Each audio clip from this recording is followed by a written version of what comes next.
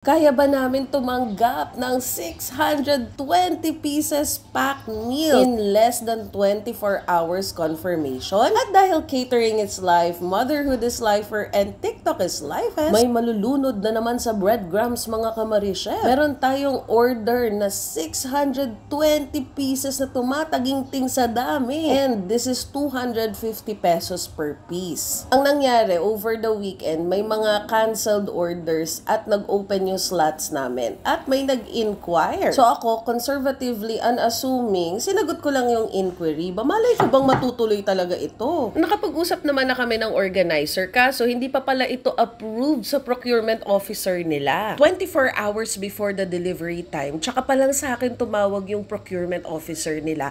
At nag-discuss pa kami ng pricing at nagtawaran pa. And finally, humingi na ako ng down payment. Tapos tumawag ulit sa akin after an hour para sabihin na yung signatory na makakapag-release ng down payment ay nakabakasyon. So sabi ko, sige, since my purchase order naman, parehas naman kaming safe sa transaction na to. So I used my credit card at sa grocery na ako namili ng bulk na mga chicken breast at syempre, hindi mawawala yung breadcrumbs. So habang ginagawa namin to, ay ang pamerienda natin sa team ay natatakaw kami sa sopas. Kaso yung sopas, akala ko evap yung nalagay ko.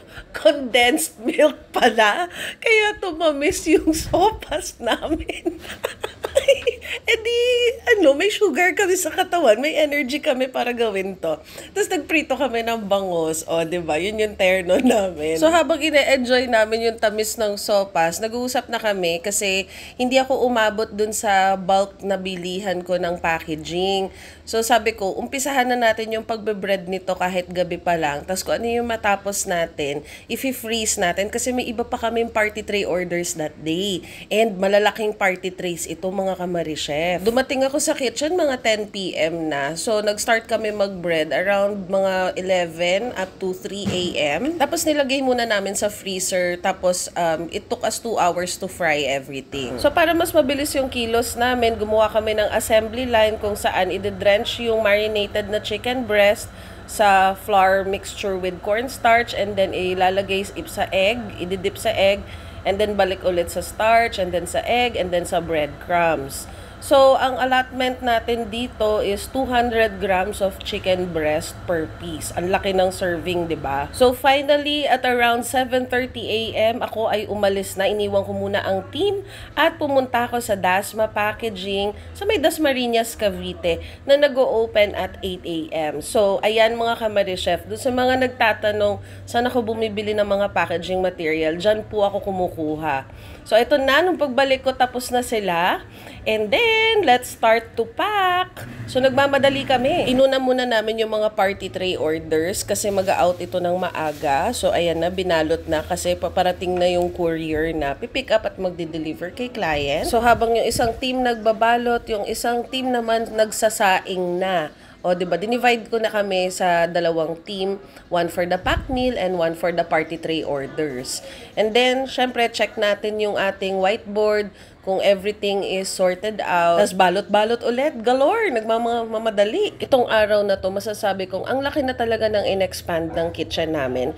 Kasi dati, kaya namin bulk pero wala na kami ibang tatanggapin na order. Pero for today, bulk sa party trays, bulk sa pack meal, tapos may event pa. So, medyo nakaka-proud, nakaka-humble at the same time. Alam kong malayo pang mararating ng Spandies at hindi kami perfect, pero malayo na rin ang narating namin. So, nakakatuwa. So, ito na tayo. Nag-assemble na. We're adding the marinara sauce. And then, we're adding parmesan. Tapos, yung rice po, naka-measure yan. Gusto ko lang ganyan tignan kasi wala lang. Tapos, ayan na yung baked vegetables niya. And, nag-feedback talaga si client na they were so happy. So, may kasama ito sa 250 na food, drinks, at saka dessert. And, kasama na rin yung delivery. So, ayan ang kabuuan ng order. And this is bound to Lipa sa may Malvar, sa Lima Park. O, di ba mga kamari-chef? Ang galing ng team. And I'm so proud and blessed to have them. Ayun lang. Bye-bye!